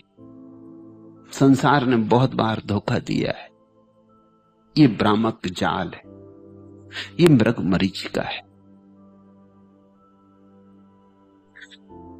ऐसा तुम्हें दिखाई पड़े और कोई कारण नहीं कि क्यों दिखाई ना पड़े। अगर तुम देखना चाहो तो अभी दिखाई पड़े, यहीं दिखाई पड़े। मैं कुछ ऐसी बात नहीं कह रहा हूं कि तुम सोचना, कल विचारना, देखना। तुम जिए हो, काफी जी लिए हो, सब अनुभव दोहर चुके हैं। अनुभव कितने थोड़े हैं, जरा सोचो तो। दो चार बातें आदमी दोहराता रहता है। वही क्रोध कितनी बार कर चुके, 1000 बार कर चुके, 1,00,000 बार कर चुके। अब कब तुम्हें अनुभव होगा? वही राग कितनी बार कर चुके, वही मोह, वही ईर्षा, वही मत्सर, वही अहंकार। मामला तो कुछ इना गिना, उंगलियों पे गिना जा सके इतना है, कुछ बड़े गणित की जरूरत नहीं। उसी को हम दोहराते रहते। 1 महीने की डायरी तो रखो, 30 दिन की डायरी रखो, और तुम पाओगे तुमने करीब करीब सब दोहरा लिया जो जिंदगी में दोहरता है। दुखी हुए, नाराज हुए, परेशान हुए, पीड़ित हुए, अपमानित हुए, दंभ घिरा, मोह पकड़ा, राग में पड़े, सब हो गया। 1 महीने में सब दोहर जाए। फिर तुम नया और करने को क्या बचा? फिर इसी को तुम कितनी ही बार दोहराते रहो, फिर तुम ग्रामोफोन के टूटे हुए रिकॉर्ड हो जाओगे। फिर वही वही लकीर दोहरती रही। पुनरुक्ति है जीवन। इसलिए तो हमने चाक से उसकी उपमा दी है। इस देश ने जीवन को अगर चक्का कहा है, चक्र कहा है, तो इसीलिए कि चाक घूमता रहता। पुनरुक्ति है, वही फिर वही फिर वही। नया क्या है? नया कहां है? कुछ भी नया नहीं। फिर तुम कैसे इसे पकड़े हो? तुम देखते ही नहीं, तुम अनुभव से कुछ निचोड़ते नहीं। अनुभव के निचोड़ का नाम बोध है। तुमने महाभारत की प्रसिद्ध कथा सुनी, पांडव जंगल में भटक गए, पानी नहीं मिला है, एक झील पर खोजने गए। पहला भाई गया, लेकिन झील पर झुकता ही था पानी भरने को कि कोई यक्ष ने वृक्ष से आवाज दी कि रुक, पहले मेरे प्रश्न का उत्तर दे दे। अगर मेरे प्रश्न का उत्तर बिना दिए तूने पानी भरने की कोशिश तो यहीं गिर पड़ेगा और मर जाएगा। क्या प्रश्न है? और उस यक्ष ने कहा कि अगर मेरे प्रश्न का गलत उत्तर दिया तो भी पानी ना भर सकेगा, नहीं तो मर जाएगा। ठीक उत्तर देगा तो ही पानी भर सकेगा। ये मेरे जीवन मरण का प्रश्न है, उस यक्ष ने कहा। मैं तब तक इसी वृक्ष पर कैद रहूंगा जब तक मुझे ठीक उत्तर नहीं मिल जाता, इसलिए मैं किसी को पानी भी नहीं पीने दूंगा जब तक मुझे ठीक उत्तर कोई दे ना दे, नहीं तो मेरी जिंदगी यहीं बंधी है, जन्मों से मैं यहीं अटका हूं। क्या प्रश्न है पूछा? तो उसने प्रश्न कई पूछे, उसमें पहला प्रश्न बड़ा अद्भुत है, बड़ा सीधा सरल और बड़ा कठिन भी। पहला प्रश्न यही कि आदमी के संबंध में सबसे ज्यादा आश्चर्य की बात क्या है। कुछ उत्तर दिया होगा, वो सही उत्तर नहीं था, फिर भी पानी भरने की कोशिश की तो पहला भाई मुर्दा होकर गिर पड़ा। ऐसे 4 भाई आए और मुर्दा होकर गिर पड़े, एक के बाद एक। फिर युधिष्ठिर अंत में आए, चारों भाई गए और लौटते नहीं, और सांझ हुई जाती। क्या हुआ? पहुंचे तो उस यक्ष ने फिर कहा, चारों की लाशें पड़ी। उस यक्ष ने कहा, मेरे प्रश्नों का उत्तर चाहिए। युधिष्ठिर ने जो उत्तर दिया है वो सीधा सरल उत्तर है, यही जो सारे संत सदा कहते रहे, फिर भी तुमने सुना नहीं। युधिष्ठिर ने कहा, आदमी के संबंध में सबसे आश्चर्य की यही बात है कि वो अनुभव से सीखता नहीं। उत्तर सही था, यक्ष मुक्त हो गया। युधिष्ठिर ने पानी भर लिया। युधिष्ठिर ने प्रार्थना की, मेरे भाइयों को भी जिला दे। वो भाई भी जिला दिए गए। यक्ष प्रसन्न था क्योंकि वो वृक्ष में बंधा था, आबद्ध किला गया था, ठोका गया था, वो मुक्त हो गया। ये छोटा सा पाठ,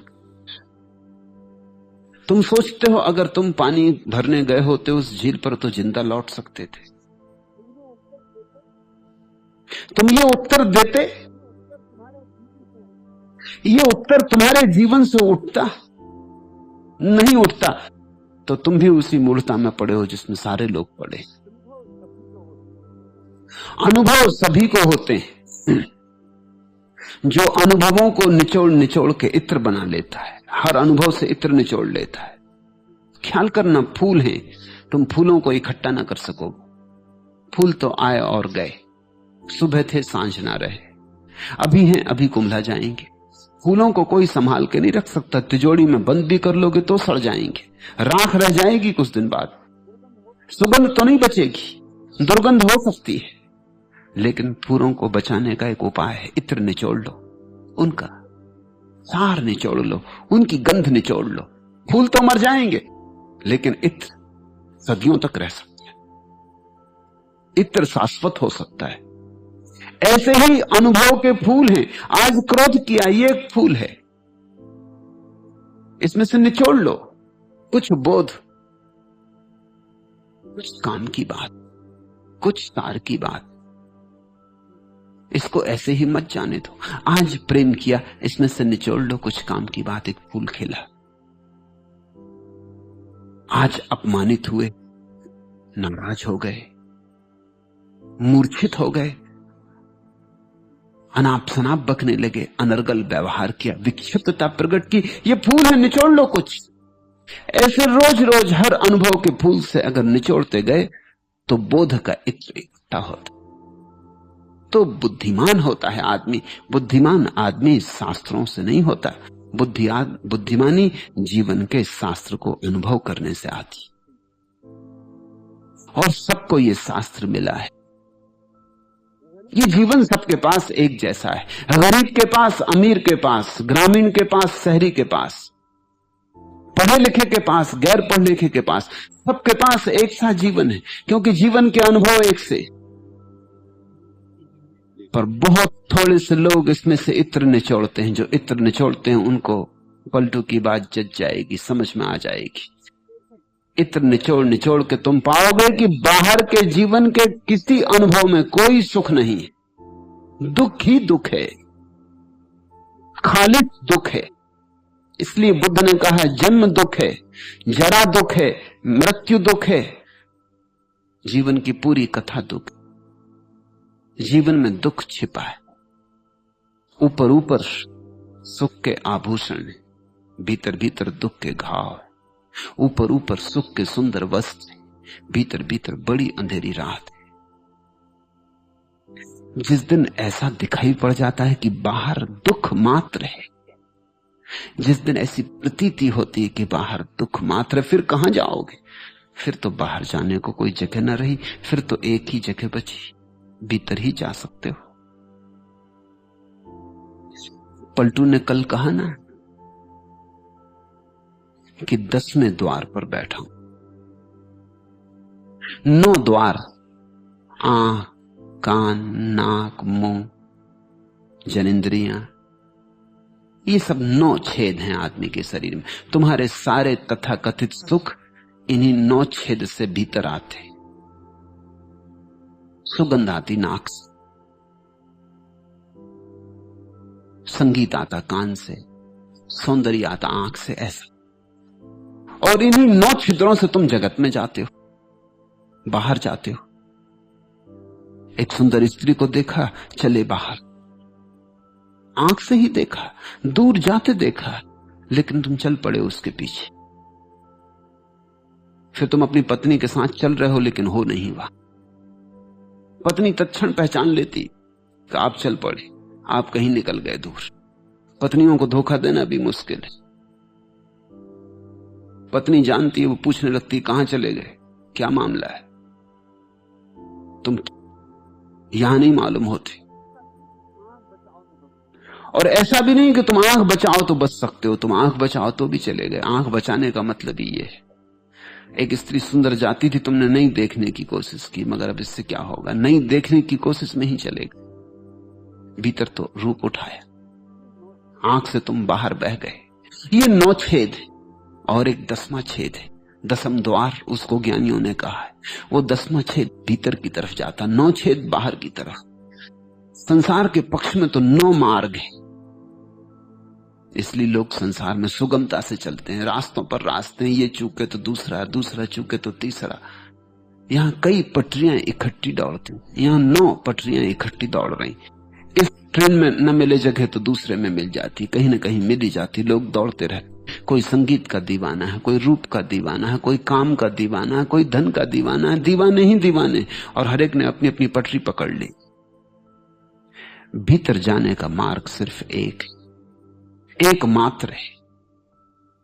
उसे ध्यान कहो, भक्ति कहो, या जो भी नाम देना हो, भीतर जाने का मार्ग सुरति, वो एक ही।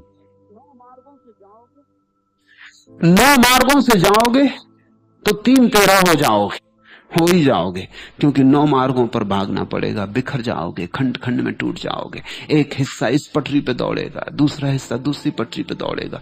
एक हाथ एक ट्रेन में चढ़ गया, एक पैर दूसरी ट्रेन में चढ़ गया। ऐसी हालत है आदमी, खंड खंड, टुकड़े टुकड़े, अंग भंग। तुम पूरे पूरे ट्रेन में भी कहां बैठे हो, क्योंकि जो धन की ट्रेन में बैठा है वो पद की ट्रेन में भी बैठा है। वो सोचता है धन कमा के चुनाव लड़ लेंगे। जो पद की ट्रेन में बैठा है वो सोचता है एक दफे दिल्ली पहुंच जाए तो सारी सुंदर स्त्रियों को इकट्ठा कर लेंगे, फिर क्या अड़चन, फिर कौन रोकने वाला है। तुम एक ही ट्रेन में भी नहीं हो, क्योंकि बाहर जाने वाली यात्रा एक ही ट्रेन में हो भी नहीं सकती। यहां इतनी ट्रेनें जा रही, तुम कैसे चूको, सभी को भोग लेना चाहते हो। तो आंख कहीं चढ़ गई, कान कहीं चढ़ गए, हृदय कहीं बैठा, सिर कहीं बैठा, एक पैर कहीं, एक अंग कहीं, ऐसे तुम खंड खंड हो गए। ऐसे आदमी बिखर जाता, छितर जाता टुकड़ों टुकड़ों में। यही तो संताप है, यही तो चिंता है। इनमें द्वंद्व हो जाता है, एक पूरब जा रहा है, एक दक्षिण जा रहा।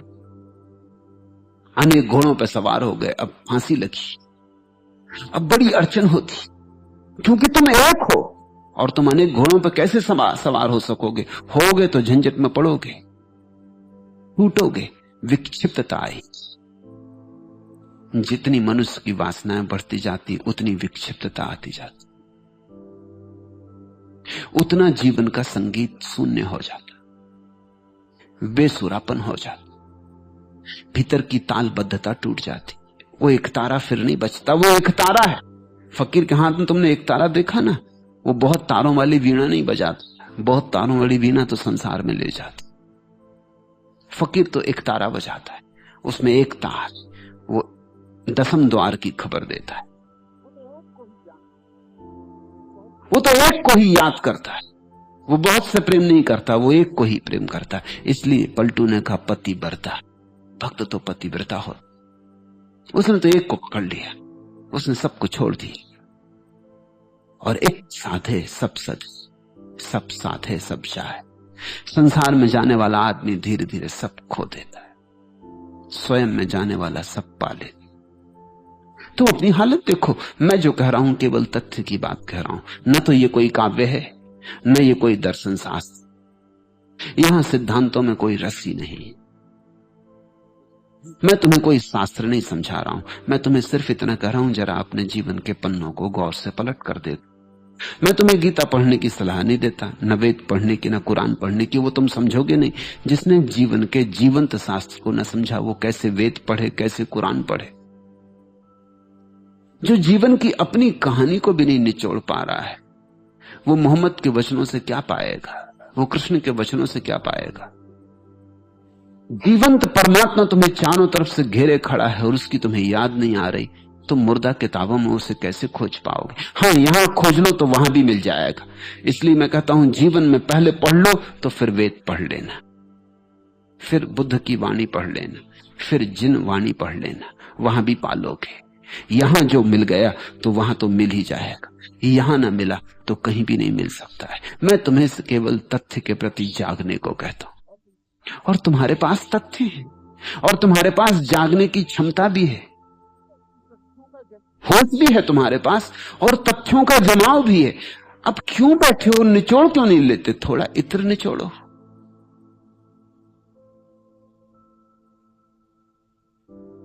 इसलिए कोई रुकावट नहीं, फिर भी करोड़ों में कोई एक आध इस धन का धनी हो पाता। होना चाहिए सभी को, होने के हकदार हैं सभी, सभी की मालकियत है, ये जन्म सिद्ध अधिकार है। नहीं नहीं, ठीक होगा कहना स्वरूप सिद्ध अधिकार है, सबका अधिकार, ये सबकी मालकियत। फिर भी तुम्हारी मर्जी। तुम इतने मालिक हो कि गुलाम बने रहना चाहो तो बने रह सकते हो। तुम इतने स्वतंत्र हो कि तुम गुलाम रहने को भी स्वतंत्र हो। तुम्हारी स्वतंत्रता असीम है, तुम्हारी स्वतंत्रता पूर्ण है। तुम चाहो तो भटकने के लिए भी स्वतंत्र हो, ये तुम्हारे हाथ में है। जब तक तुम भटकना चाहो भटकते रहो, जिस दिन तुम तय करोगे लौट चलना है, लौट आओ। बुद्ध एक नदी के किनारे से गुजरते हैं, कुछ बच्चे खेल रहे हैं, उन्होंने रेत के घर बनाए और वो लड़ रहे हैं आपस में। कोई कहता है मेरा, वो कहता है ये तेरा, दूर रख, अपने मकान को मेरे मकान के करीब मत ला। उन्होंने अपने अपने रेत के मकान के चारों तरफ रेखाएं खींच रखी हैं कि ये मेरा आंगन, ये मेरा बगीचा, ये मेरी सीमा, इस सीमा के भीतर कोई ना आए। उन्होंने अपने अपने नाम लिख रखे हैं अपनी अपनी सीमा के सामने, अपनी अपनी तख्तियां लगा रखी। और फिर भी बच्चे तो हैं, कभी भूल से किसी का पैर किसी के मकान में लग गया और रेत के मकान है, वो गिर जाते, वो गिर गए तो मारपीट हो जाती। एक बच्चे का पैर किसी के मकान पर पड़ गया तो उसने बच्चा उसकी छाती पे चढ़ बैठा और उसने बाकी को भी कहा कि भाइयों तुम भी आओ और इसको दुरुस्त करो, इसको राह पर लगाओ। बाकी भी आ गए। न्याय का सवाल है, दूसरे के मकान पर कब्जा कर लिया, दूसरे का मकान गिरा दिया, और उनको भी तो अपने मकान बचाने, ऐसे आदमी के खिलाफ उनको भी लड़ना ही पड़ेगा। उन सब ने मिलकर उसकी खूब मरम्मत की। यही तो हम करते। कोई चोर तुम्हारे घर में घुस गया तो तुम थोड़ी अकेले लड़ोगे, पड़ोसी भी आ जाते, क्योंकि उनको भी अपनी तिजोरियां बचानी। कोई तुम्हारी तिजोरी का थोड़ी सवाल है। ऐसे चोर अगर चोरी करने लगे तो कल उनकी तिजोरियों को भी खतरा है। कल के खतरे को देख के वो आज इसकी अच्छी मरम्मत कर देते। किसी का जेब कट जाए तो जिन जिन के पास जेब है वो सब जेब कतरे को पकड़ने में संलग्न हो जाते, क्योंकि ये संभावित खतरा उनके लिए भी है। उन सब बच्चों ने मिलकर उसकी खूब कुटाई की, दंड दिया। यही तो तुम्हारी अपराध और तुम्हारी दंड की व्यवस्था है। तुम्हारी कानून, तुम्हारी अदालतें क्या है, तुम्हारे नियम, तुम्हारे मजिस्ट्रेट, तुम्हारी पुलिस क्या है, जिन जिन को खतरा है। ऐसे दिन भर खेल चलता रहा। फिर सांझ हो गई। किसी ने आके, नौकर ने आके नदी के किनारे जोर से आवाज दी कि बच्चों अब घर चलो, तुम्हारी माताएं तुम्हारी राह देख रही हैं। अब सूरज भी ढल गया। बच्चों ने देखा कि हाँ सूरज ढल गया। वो तो खेल में तल्लीन हो गए थे, भूल ही गए थे कि दिन अब जा चुका, अब घर लौटने का वक्त आ गया। और तब क्या हुआ पता? बुद्ध खड़े देख रहे थे, वो देखते रहे। ऐसे जीवन को देखना चाहिए, सब अंगों में, सब दृष्टियों से, हर अनुभव से कुछ मिलता है। बुद्ध खड़े देखते रहे, वो चुपचाप सुनते रहे क्या हो रहा है। वो बच्चे जो लड़ते थे एक दूसरे से, कहते थे मेरा तेरा, अपने अपने मकान की रक्षा करते थे, जिन्होंने एक बच्चे की कुटाई कर दी थी वो खुद ही अपने मकानों पर कूदने लगे और उन्होंने अपने मकान खुद ही गिरा दिए और खूब हुल्लड़ मचा और सब रेत उन्होंने साफ कर दी। सब मकान पुछ गए, सब दीवारें गिर गईं, सब सीमाएं असीम में खोके एक हो गई। वो सब बच्चे घर की तरफ भागे। मां की याद आ गई, अब घर जाना है, सांझ हो गई। ठीक बुद्ध ने दूसरे दिन अपने भिक्षुओं से कहा ऐसा ही संसार है, रेत के घर, मेरा तेरा, बड़ी लड़ाई, बड़ी कलह, बड़ी द्वेष, बड़ी ईर्ष्या, बड़े संघर्ष, युद्ध, अदालतें, हत्याएं, और फिर एक दिन सांझ हो जाती, सूरज ढल जाता, मौत आ जाती और घर से खबर आती, फिर जाना पड़ता है, सब यहीं पड़ा रह जाता। रेत के घर रेत में ही पड़े रह जाते हैं। रेत के घर रेत के हैं, तुम्हारे कैसे? रेत में खींची गई रेखाएं कहीं खिंचती, हवा के झोंके आएंगे और रेखाएं पुछ जाएंगी। कितने लोग यहां जमीन पर रहे और कितने लोगों ने यही खेल खेला जो तुम खेल रहे हो। इन्हीं मकानों में खेला, इन्हीं दुकानों में खेला, इन्हीं बाजारों में, इन्हीं पद प्रतिष्ठानों में। कितने लोग, कभी सोचोगे? करोड़ों करोड़ों, अरबों अरबों लोग सब जा चुके, उनकी सांझ आ गई, चले गए। तुम्हारी सांझ भी जल्दी ही आती हो। अजहूं चेत गंवात, अब भी चेतो। जो सांझ आने के पहले चेत जाए वो समझदार। जो मौत के आने पे चेते वो तो बहुत देर हो गई, उसको फिर जन्म लेना पड़ेगा। जन्म में ही चेते तो फिर जन्म नहीं लेना पड़ता। मरते वक्त अगर चेते भी और एक ख्याल भी आए कि अरे मैं बेकार मेहनत करता रहा, अदालत मुकदमा, ये वो झगड़ा, झांसा, कुछ सार नहीं, सब पड़ा रह जाएगा। ये सब पड़ा रहा जा रहा है और मैं चला। मगर मरते वक्त चेते तो बहुत देर हो गई, बहुत देर हो गई, अब कुछ करने को ना बचा। अब कब ध्यान करोगे, कब करोगे पूजा अर्चन, कब करोगे प्रार्थना? अब तो जवान भी लड़खड़ा गई, आंखें भी मंदिम हो गई। भीतर की थोड़ी बहुत जो बुद्धि थी, ज्यादा तो थी ही नहीं, ज्यादा होती तो कभी के जाग गए होते। थोड़ी बहुत थी, ऐसी धुंधयाती धुंधयाती, धुआं धुआं भरी, वो भी और धुंधली हो गई। मौत की घबराहट देख के प्राणों में समा गई, रोआ रोआ कांप गया, बेहोश होने लगी। नए जन्म की तैयारी हो गई। जो बेहोश मरता है वो नया जन्म ले लेता है, जो होश से मर जाता है फिर उसका कोई जन्म नहीं। लेकिन होश से मरोगे कैसे? जब जागते जागते मृत्यु के बहुत दिन आने के पहले भी तुम ये पहचान लोगे कि मौत आ रही और जीवन दुख है। इस अनुभव की परिणति ही संन्यास है। इस अनुभव की परिणति कि संसार में सुख नहीं, सब रेत के घर घूले हैं, यहां बनाया बनता नहीं, मिट जाता है। जो मिट ही जाता है उसके लिए क्या झगड़ा, क्या फसाद, क्यों इतनी चिंता, क्यों इतनी व्यथा? और फिर मौत तो आ ही रही, जो छीन ही लेगी मौत, उसको हम भी क्यों पकड़े? जो मौत छीन लेगी उसे हम ही क्यों न छोड़ दें, पकड़ क्यों न छोड़ दें? और ध्यान रखना, जब मैं कहता हूं हम क्यों न छोड़ दें, तो मैं ये नहीं कह रहा हूं कि तुम दुकान छोड़ के भाग जाओ, भागोगे कहां? मैं ये नहीं कह रहा हूं पत्नी बच्चे छोड़ के भाग जाओ, भागने से सार क्या है? पकड़ छोड़ दो, पकड़ना छोड़ दो, और यहां भूल हो जाती। लोग पकड़ तो नहीं छोड़ते, जो पकड़ थे उसे छोड़ देते, मगर पकड़ जारी रहती। तो घर छोड़ दिया, आश्रम पकड़ लोगे, जाओगे कहां? पकड़ तो कायम रहेगी। पत्नी बच्चे छोड़ दिए तो शिष्याओं को पकड़ लोगे, जाओगे कहां? उनसे मोह लग जाएगा, उनसे प्रेम लग जाएगा। वो मरेंगे तो रोओगे, वो छोड़ के चले जाएंगे तो लगेगा कि धोखा दे गया, मेरा शिष्य धोखा दे गया, जैसे मेरा बेटा धोखा दे गया। ये तो वही का वही खेल है, नाम बदल लिया, लेबल बदल लिए, जाल तो वही का वही है। इसलिए मैं नहीं कहता कि तुम जो पकड़े हो उसको छोड़ दो, मैं कहता हूं सिर्फ मुट्ठी खोल लो। जो भी पकड़े हो उसको अब पकड़ो मत। पत्नी अपनी जगह है, तुम मत पकड़ो। बेटा अपनी जगह, तुम मत पकड़ो। बेटा अपनी जगह भला है, ये मत कहो कि मेरा है। मेरा कहा कि पकड़ शुरू हुई, और छोड़ के भागने की भी कोई जरूरत नहीं। अपना था ही नहीं तो भागोगे क्या छोड़ के? छोड़ के भागने में तो वो भ्रम अभी भी कायम है कि मेरा था, छोड़ दिया। मेरा था ही नहीं, कभी एक क्षण को भी मेरा नहीं था। छोड़ोगे कैसे? क्या क्या करोगे? जिस व्यक्ति ने भोग की व्यर्थता देख ली, उसके जीवन में त्याग का उपाय नहीं रहा। अगर त्याग करते हो तो उसका मतलब अभी भी बातों में मूल्य था। तुम कहते हो मैंने लाखों रुपए छोड़ दिए, इसका क्या मतलब हुआ?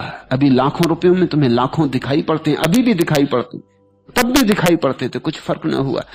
तब तुमने इस संसार की बैंकों में जमा कर रखे थे, अब तुमने परमात्मा की बैंक में, परलोक में जमा कर रखे। अब तुम हिसाब लगा रहे हो कि जब पहुंचूंगा परमात्मा के सामने तो बता दूंगा पूरा खाता बही खोल के कि लाखों छोड़े थे, क्या मिलता इसके उत्तर में? सुना तो था तेरे पंडितों से कि यहां एक दो, वहां करोड़ गुना मिलता, अब कहां है? तुम हिसाब लगा रहे, तुम सौदा कर रहे, तुमने कुछ छोड़ा नहीं। छोड़ना होता ही नहीं, जागना होता है। तो फिर तुम भी करोड़ों में वह एक हो सकते हो, और सबके होने की क्षमता है। जो होना चाहे सो हो जाए, और देर क्यों करो, और खड़े खड़े क्यों देखते रहो? पलटू कहते हैं क्या खड़े खड़े देख रहे हो? तमाशबीन कब तक बने रहोगे? अनुभव लो, जागो। और क्या सारी बस्ती लूट लेगी तब तुम लूटोगे? क्या तुमने तय कर रखा सबसे आखिर में अपना नंबर लगाएंगे? किस कारण? जो अभी मिल सकता है उसे कल क्यों पाना? जो अभी मिल सकता है उसे कल के लिए क्यों छोड़ना? जो मिला ही हुआ है उस रस में क्यों न डूब जाओ, उस उत्सव में क्यों न तल्लीन हो जाओ? क्यों न उठने दो महोत्सव तुम्हारे जीवन से? क्यों न बहे रसधार? रसो वैसा, वह परमात्मा रस रूप है।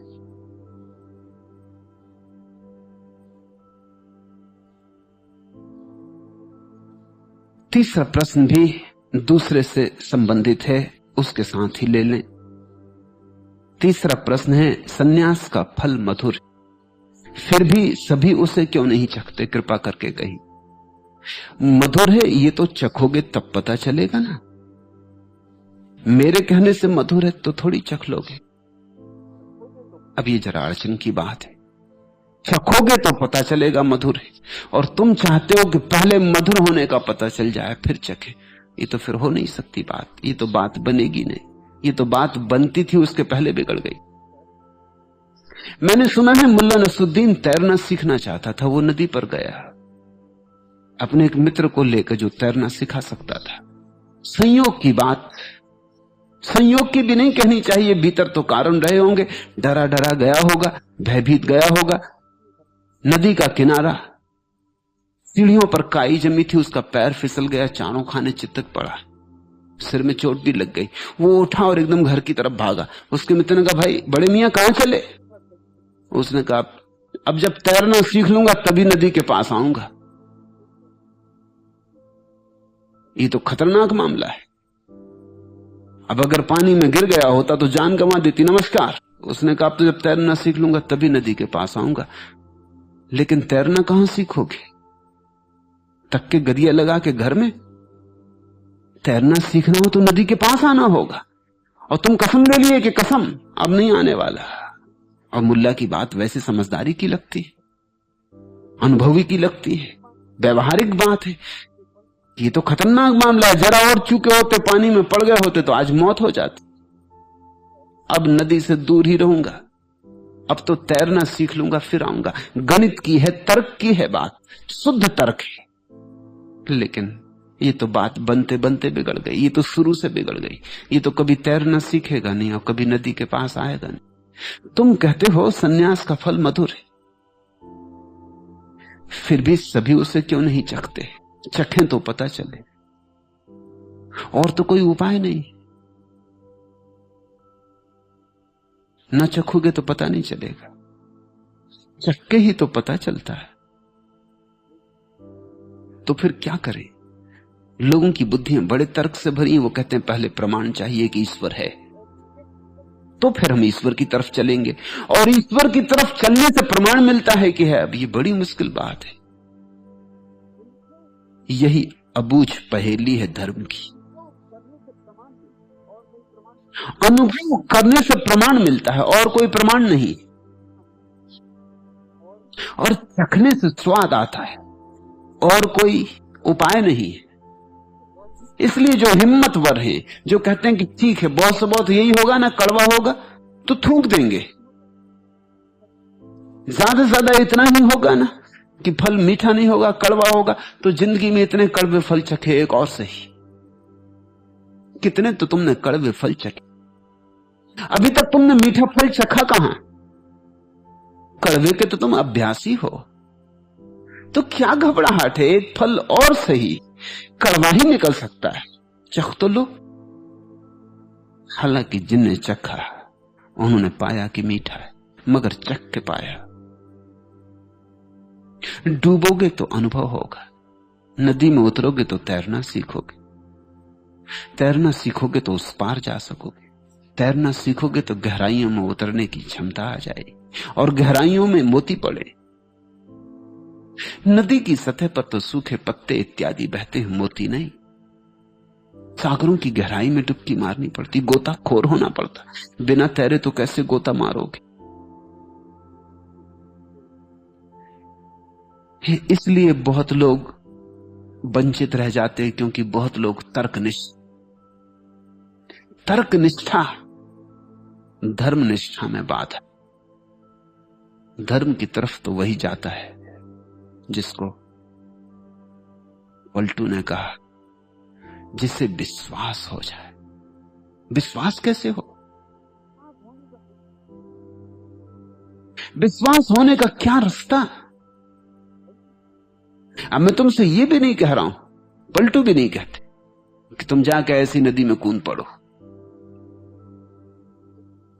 पलटू भी कहते हैं कि किसी को खोज लो जो तैरना जानता हो, उसका संग साथ बना लो, यारी बना लो, किसी यार को खोज लो, कोई तो तैरना जानता होगा, कोई तो तुमने तैरता हुआ देखा होगा, किसी को तो पानी पर उमंग से तिरता हुआ देखा होगा। जिसको तुमने तैरता देखा हो, जिसको तुमने देखा हो पानी में खेलता है और जरा भी डूबता नहीं, उससे दोस्ती कर लो, उसके साथ संग साथ बना लो। इसको ही सदगुरु की खोज कहते। इसलिए पलटू कहते हैं नाव भी मिल जाए तो क्या करोगे? केवट तो होना चाहिए, माझी कहां है? शास्त्र मिल जाए क्या करोगे? शास्ता होना चाहिए। हाथ पकड़ने वाला कहां है? शास्त्र को तुम पकड़ सकते हो, तुम तो खुद ही डूबने वाले हो, तुम्हारे साथ शास्त्र भी डूब जाएगा। कोई चाहिए जो तुम्हें पकड़ ले तो शायद बच सको, कोई जो स्वयं तैर सकता हो तो तुम्हें बचा दे। और एक दफा थोड़े दिन साथ हो जाए, तैरने का अनुभव आ जाए। तैरना कुछ बड़ी कठिन बात नहीं। सच तो यह है, तैरने में हम कुछ सीखते थोड़ी हैं। तैरने में तो केवल सिर्फ आत्मविश्वास बढ़ता, और कुछ नहीं होता। सीखते हम कुछ भी नहीं। तैरना कोई सीखन सिखावन थोड़ी है। इसलिए तो एक मजे की बात है कि तैरना अगर तुम एक दफा सीख गए, फिर 50 साल ना तैरो तो भूल थोड़ी जाओगे। 50 साल अगर तुम भाषा जो सीख गए हो न बोलो तो भूल जाओगे। 50 साल तक कैसे याद रखोगे? सीखा हुआ भूल जाएगा, लेकिन तैरना नहीं भूलता। तो तैरना सीखने जैसा नहीं, कुछ बात भिन्न है। अगर 50 साल तक तुमने मान लो जर्मन भाषा सीख ली और 50 साल तक बोले नहीं, उपयोग नहीं किया, पढ़ी नहीं, सुनी नहीं, तो 50 साल बाद साफ हो जाएगी। पता भी नहीं चलेगा कि कभी तुमने सीखी।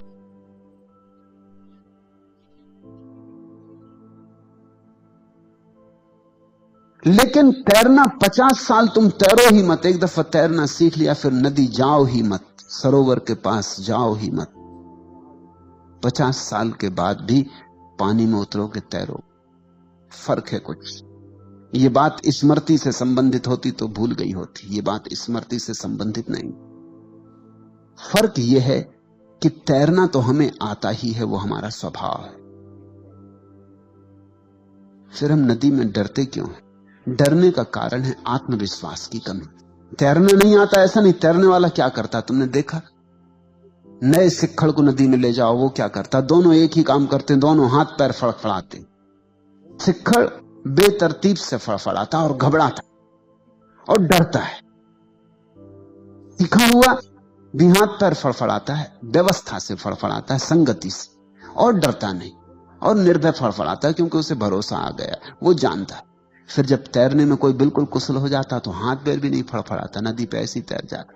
तुमने एक चमत्कार देखा है, तैर जाता, जिंदा डूब जाते हैं, जरूर कुछ मामला है। मुर्दा डूबा हुआ ऊपर आ जाता, तैरने लगता। मुर्दों को तरकीब मालूम है और जिंदों को तरकीब नहीं मालूम।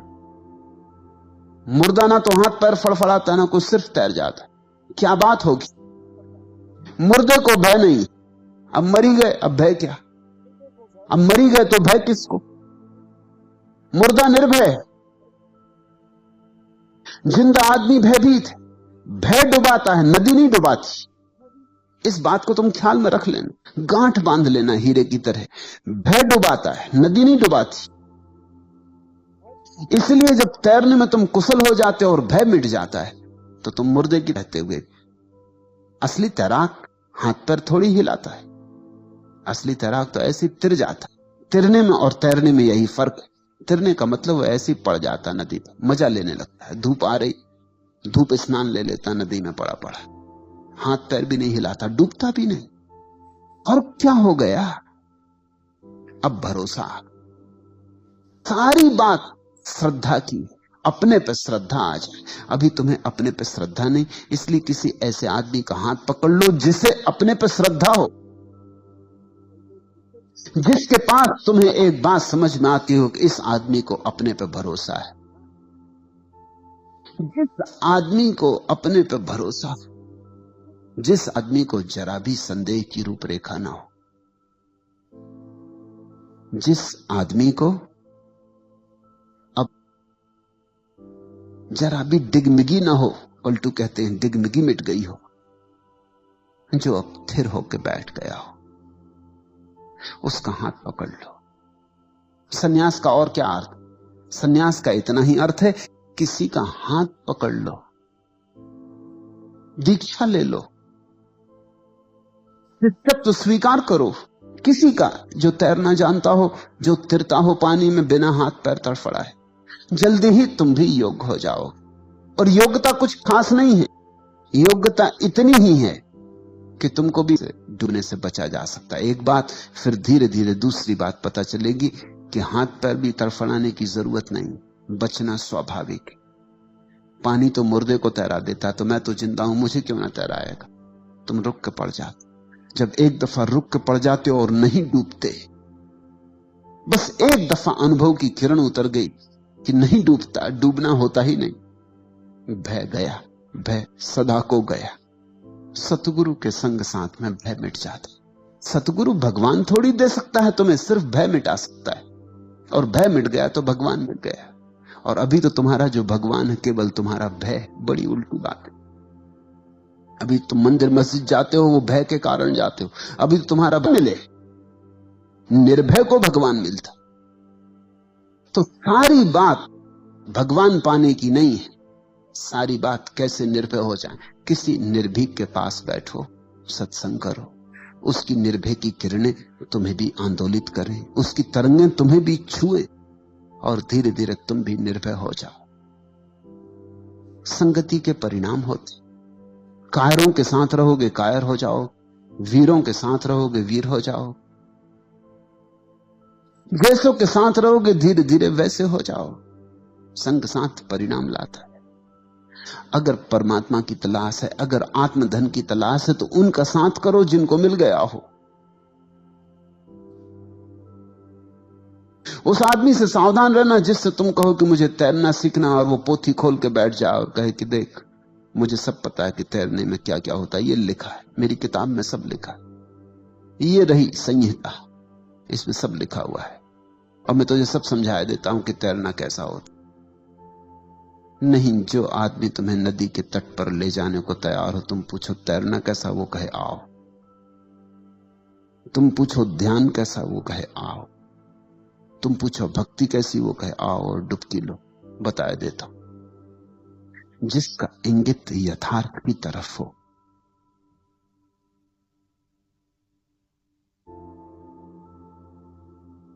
न्यास का फल ही मधुर है, संसार के तो सभी फल कड़वे। और अगर तुम्हें कड़वे लगते भी ना हो तो सिर्फ उसका कारण इतना है कि तुम्हारी जिह्वा अभ्यस्त हो गई, जड़ हो गई।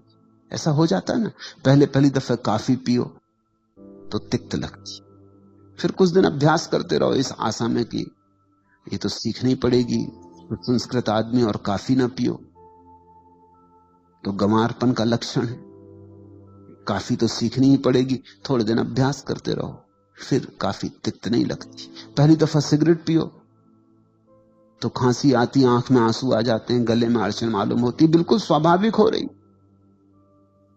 लेकिन फिर ये देख के ये तो बड़ी कमजोरी की बात हो गई, और सिगरेट लिए जाओ अभ्यास, थोड़े दिन में शरीर स्वीकार कर लेता है इस अत्याचार को।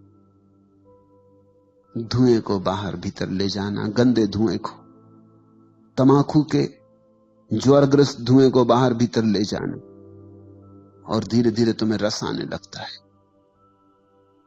रस होता तो पहले दिन आ जाता है, रस था नहीं, रस अभ्यास से बनाया जा रहा है। इसलिए मैं तुमसे कहता हूं कि परमात्मा का रस तो पहले ही अनुभव में आ जाता है, उसका अभ्यास नहीं करना होता। एक दफा मुड़ो भर, बस एक दफा चखो भर, पहला कौर परमात्मा का, और रस मिल जाता है। अभ्यास नहीं करना होता, पहले ही कौर रोआ रोआ अमृत से भर जाता। मगर एक कौर लेने की हिम्मत तो करनी ही पड़े। आज